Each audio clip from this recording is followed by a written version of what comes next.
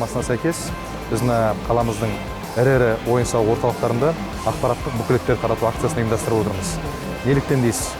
Ковидпен күресу жолдары, вакцинаның маңыздылығы жөнінде осындай шараны біз елорда жастары, волонтерлар бәріміз бірлесіп ұйымдастырып отырмыз.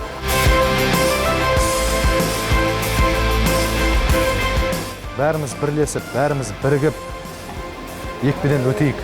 Өйткені әлем бойынша көптеген ғалымдар, эксперттер барлығы зерделеп, барлығы анықтап, осы ковидпен күресудің бірден бір жолы ол ұжымдық иммунитет дейді. Ұжымдық иммунитет қалыптастыру үшін біз екпені қабылдауымыз керек.